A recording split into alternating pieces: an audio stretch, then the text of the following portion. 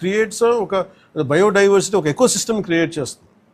కానీ ఇట్లా అడ్డగోలుగా వీళ్ళు డబ్బుల కోసం వీళ్ళు అడ్డగోలు ఖర్చు పెట్టేస్తే, ఇష్టారాజ్యంగా చేస్తే అసలు ఎవరు ఏమీ చేయలేరు అనుకున్నప్పుడు రాగానే గౌరవ ముఖ్యమంత్రి చంద్రబాబు నాయుడు గారు రాగానే మేము ప్రత్యేకించి మేము పట్టుకుని లా అండ్ ఆర్డర్ ఒకటి, రెడ్ స్టాండర్డ్స్ మటుకు వీ హ్యావ్ టు పెట్టి ఫర్మ్ హోల్డ్ తీసుకోవాలి, ఫర్మ్ స్టాండ్ తీసుకోవాలని నిర్ణయించుకుంది. తీసుకున్న తర్వాత మన టాస్క్ ఫోర్స్ని ఏర్పాటు చేయడం జరిగింది.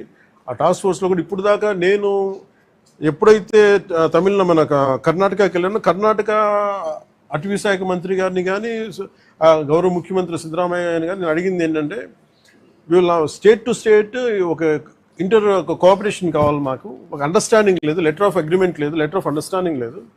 ఎందుకంటే నేపాల్లో మన ఆంధ్రాకి చెందిన ఎర్రచందనం అక్కడ దొరికితే, ఎర్రచందనం మేజర్లీ ఆంధ్ర, ముఖ్యంగా మన శేషాచలం అడవులు, ఇక్కడ దొరికింది నేపాల్లో పట్టుబడితే, అది కూడా కొన్ని 100 కోట్లు పట్టుబడితే, నేను ఛార్జ్ తీసుకోగానే ఫస్ట్ పెట్టిన ఇది సంతకం ఏంటంటే అక్కడి నుంచి తీసుకురావడం.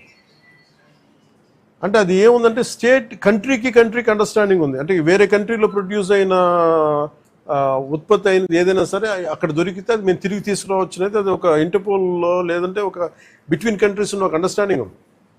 అది మన రాష్ట్రాలకు ఎందుకు లేదని చెప్పి నేను ఇనిషియేటివ్ తీసుకొని కర్ణాటకకి వెళ్ళి కర్ణాటక ప్రభుత్వాన్ని, అటవీ శాఖ మంత్రి గారిని ఈశ్వర్ ఖండ్రే గారిని వారితో మాట్లాడి we have letter of understanding between states system, మన కర్ణాటకకి, మన ఆంధ్రకి. అలాగే మనకి భూపేంద్ర యాదవ్ గారి దగ్గరికి వాళ్ళకి ఏం చెప్పారంటే, ఇది మీరు అన్ని స్టేట్స్కి మీరు అప్లై చేయండి మీరు అని ఆ రోజు కోరితే, తర్వాత రిపీటెడ్ మీటింగ్స్ జరిగినాయి, 2-3 మీటింగ్స్ జరిగినాయి. 5 మీటింగ్స్ తర్వాత నౌ అగ్రిమెంట్ అంటే ఏ స్టేట్లో ఆంధ్రప్రదేశ్ తాలూకు ఎర్రచందనం దొరికినా కానీ మనకి ఆ స్టేట్ మనకు తిరిగి అప్పగించేస్తుంది. అది ఎన్డీఏ ప్రభుత్వం తీసుకొచ్చిన ఇనిషియేటివ్. సో దాని ద్వారా ఎస్పీ గారు తన టాస్క్ ఫోర్స్ నిపించి ఎంతమందిని సార్ మనం can you give the details? లేదు అంటే మిగతా రాష్ట్రాల్లో ఎంత పట్టుకున్నాం కదా, ఒక కిన్ని కేసులు క్లోజ్ టు రీసెంట్గా సార్ గుజరాత్ రాష్ట్రము, తర్వాత ఢిల్లీ, కర్ణాటక, తమిళనాడు రాష్ట్రాల నుంచి దాదాపుగా ఈచ్ రాష్ట్రం నుంచి 4 to 5 tons ఆఫ్ ఎర్రచందనాన్ని మనం సీజ్ చేసి మళ్ళీ వెనక్కి తీసుకురావడం జరిగింది సార్. దాదాపు ఒక 30-40 crores ఉంటుంది కదా, 25 to 30 crores ఉంటుంది. And at the same time 149 persons other state offenders అందరినీ కూడా ఎన్బిడబ్ల్యూసీ ఎగ్జిక్యూట్ చేసి అరెస్ట్ చేయడం జరిగింది సార్. తర్వాత ఈ మధ్యకాలంలో మనం టాస్క్ ఫోర్స్ 83% కన్విక్షన్ని మనం రీచ్ అవ్వడం జరిగింది సార్. అలాగే ప్రత్యేకించి ఉమ్మడి కడప జిల్లా ముఖ్యంగా 2-3 జోన్స్లో చాలా విపరీతంగా జరుగుతుంది. అంటే అది చాలా అసలు విలువైన వుడ్, అది అసలు ఆ సిస్టమ్ అంతా ఆ అడవికి చాలా అవసరం. అది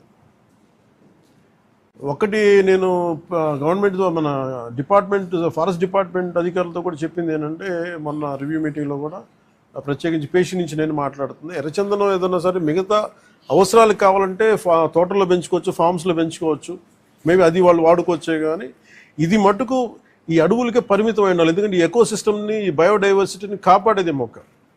సో అందుకని దీని మీద ప్రత్యేకించి మేము శ్రద్ధ తీసుకుంటా ఉన్నాం. ఈ ప్రత్యేకించి ఈ మీడియా మీకు ఈ మీడియా సమావేశం నుంచి నేను చెప్పదలుచుకుంది ఏంటంటే, to all the red standard smugglers, 4 king పిన్స్ని ఐడెంటిఫై చేశారు. వాళ్ళని ఎలా పట్టుకోవాలి, ఏం తీసుకురావాలంటే దాని మీద చెప్పేవి కాదు కాబట్టి అవి టాస్క్ ఫోర్స్ కానీ state police and with the help of forest department దాన్ని తీసుకెళ్తారు ముందుకి. కానీ రెడ్ శాండర్స్ ఇది వెంకటేశ్వర స్వామి గాయం నుంచి పుట్టిన చెట్టు. ఇది సెంటిమెంటల్గా దయచేసి దీన్ని శేషాచలం అడుగుల్లోని ఎర్రచందనాన్ని దయచేసి ఎవరు కొనగండి. That's my first appeal.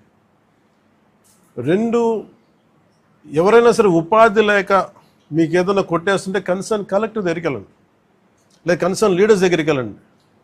స్థానికంగా ఇక్కడ ఎవరన్నా కూర్చోబెట్టి సహాయపడి దానికి ఏదైనా ఆల్టర్నేట్ ఎంప్లాయ్మెంట్ చేస్తాం తప్ప దయచేసి మీరు ఎర్రచందనం చెట్లలో నరికివేతలు మీరు పాల్గొనకండి.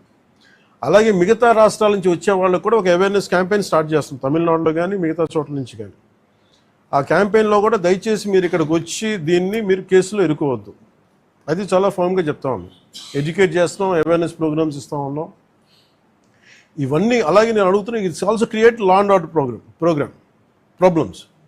అది ఎలా చేస్తున్నారంటే వీళ్ళు నరికి దొంగలు తీసుకెళ్ళిపోతున్నప్పుడు వీళ్ళని ఆపాలనుకున్నప్పుడు వీళ్ళు లైసెన్స్ ప్లేట్ లేని కార్లు కావచ్చు, లేదంటే అసలు ఇంజిన్లో కూడా చాసిస్ మీద నెంబర్లు చెడిపేసి దొంగతనం చేసిన కార్లు